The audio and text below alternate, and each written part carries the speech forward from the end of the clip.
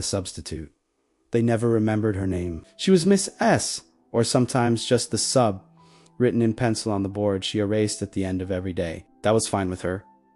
Names had a way of sticking, and sticking led to questions. Elena preferred to pass through unnoticed. She took substitute jobs wherever the district sent her: middle schools with flickering lights, high schools that smelled like old paper and disinfectant. She carried her life in a canvas bag, lesson plans printed from the internet, granola bars, a paperback she never finished. Temporary was safer. The students clocked her immediately. Subs were either easy targets or easy exits. Elena wasn't either. She spoke softly, but didn't waver. She didn't yell. She didn't try too hard. When kids acted out, she didn't escalate. She waited. That unnerved them more than discipline ever could. It was in room 214 that things shifted. The class was notorious. Behavioral referrals stacked like trophies. The regular teacher was on extended leave, and no one said why. Elena walked in, wrote her name is Serrano, and turned to face 28 guarded faces. "Good morning," she said. "I'm here for the week." A boy in the back scoffed, "You won't last." Elena met his eyes. "We'll see." They tested her all day. Phones out, side conversations, a paper airplane that grazed her shoulder. Elena ignored the small stuff, addressed the big things quietly, without humiliation. At the end of the period, the same boy lingered. "You're different," he said suspiciously. "Different how?" Elena asked. "You don't act like you care," he said, "but you do."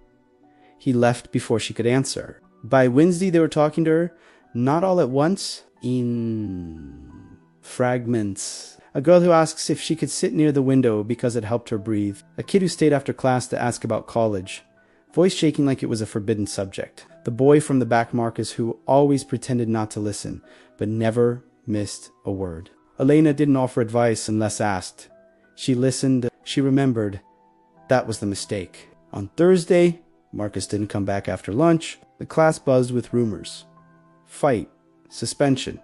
Worse, Elena felt something tighten in her chest.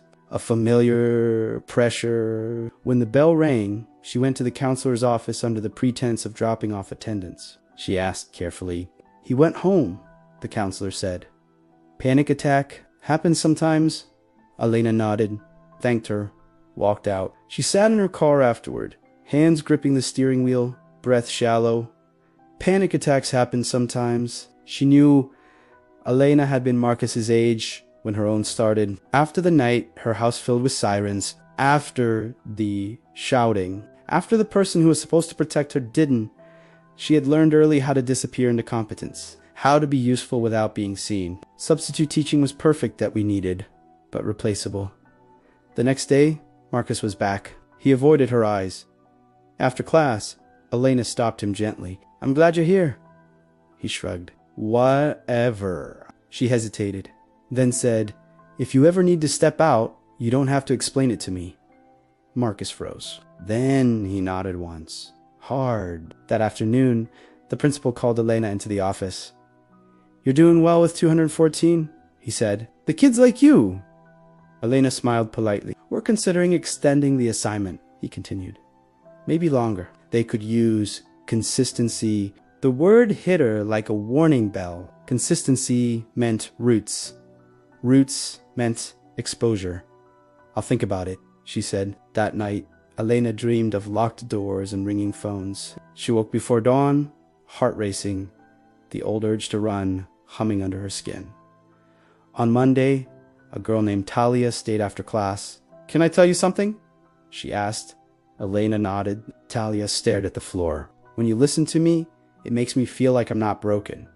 The words sliced clean through Elena's defenses. She swallowed.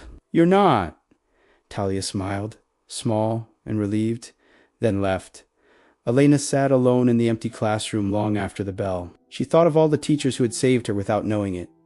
One who let her sit in silence. One who never asked why she flinched at loud noises. One who told her she was good at writing and meant it. They had been lifelines, temporary, imperfect, enough.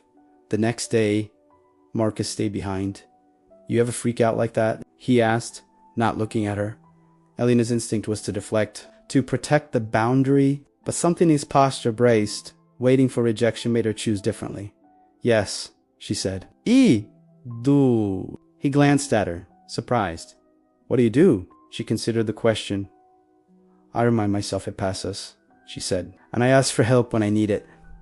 Marcus nodded slowly. Okay. When the week ended, Elena packed her bag, as usual. The class groaned. You really leaving? Someone asked. Yes, she said, but you'll be okay. Marcus Lingard laughed.